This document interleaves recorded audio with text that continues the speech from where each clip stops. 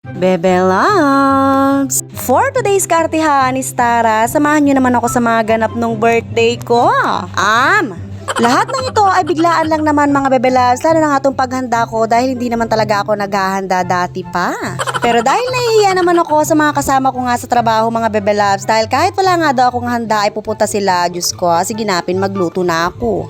Nagluto na nga lang ako ng konti mga Bebe Loves para nga pagdating nila ay meron na nga kaming pagsasalu-saluhan. Diyos ko, bala may pilitan ko pa ne. Oo mga Bebe Loves, talagang napilitan nga lang ako sa pagluluto. Diyos ko, dahil baka pag lumusob sila ay wala nga akong maipakain. Kaya naman dahil wala na rin naman ako magagawa mga Bebe Loves, ay nagluto na nga ako dito ng maha blanca. At syempre ang hindi mawawala mga Bebe Loves, dahil isa nga to sa mga paborito ko lalo na sa handaan, ay ito nga ang patatim. Ay rugo, sa totoo lang kakarog ko, na ako man kasi talaga biyasang magluto. At buti na lang din talaga mga Bebe Loves ay tinutulungan nga ako dito ng kapatid ko at syempre ang biyanan ko at ang pamangkin ko. Dahil sa pagtulong nila mga Bebe Loves ay talagang mas napabilis pa nga yung pag-prepare namin at hindi na nga ako masyadong mahihirapan. Dahil dagdag pa nga sa mga iluluto ko mga Bebe Loves ay magluluto din nga ako ng minudo at sepo egg. Diyos ko, bala tutukon eh.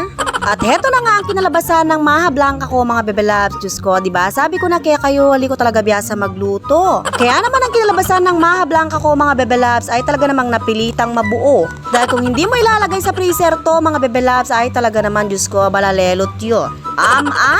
At isa pa nga sa niluluto ko mga Bebe Loves ay eto ngang patatim na paborito ko pero hindi ko talaga alam kung paano nga lulutuin. At syempre isa pa nga dito ang minudo mga Bebe Loves, kung hindi nga dahil kay YouTube ay hindi ko rin alam kung paano lulutuin. Ay rugunen, ang kasakit. At buti na lang talaga kahit hindi nga marunong magluto ang Bebe Loves nyo ay eto at meron din akong iahapag sa inyo. At nag-order na nga lang din ako dito ng pinakamasarap nga na kakanin mga Bebe Loves at paborito nga namin to. At syempre ang sepo egg mga Bebe Loves na isa rin sa mga paborito ko kaya naman talagang niluto ko ngayon dahil gustong gusto ko. Kaya naman lahat nga ng niluto ko ngayong birthday ko mga Bebe Loves ay paborito ko nga lahat kaya naman niya ako munga ning gumisan kanini.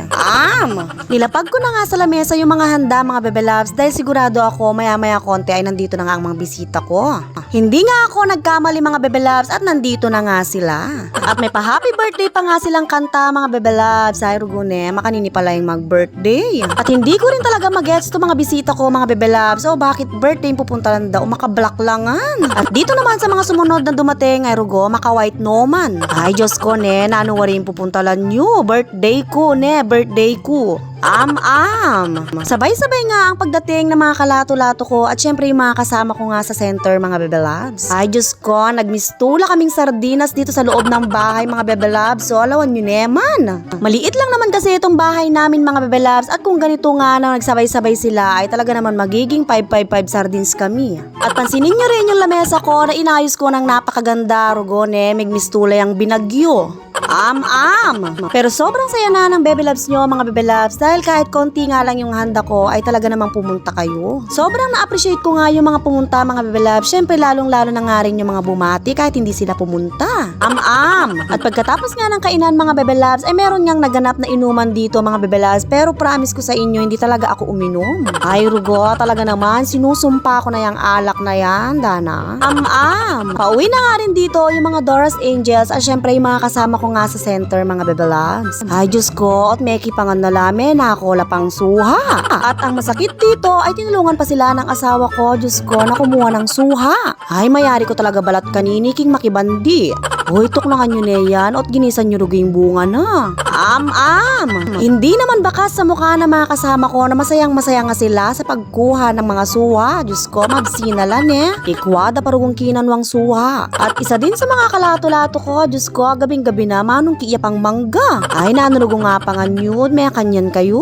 Gagawin nga din daw pulutan tong mangga mga Bebe Loves dahil ngayong gabi nga ay meron ding inuman. Pero wag kayo mag-alala dahil ipagdadasal ko na sana hindi mapanood to na may-ari ng suha at mangga. Diyos ko, talagang mayari ko balat kanini.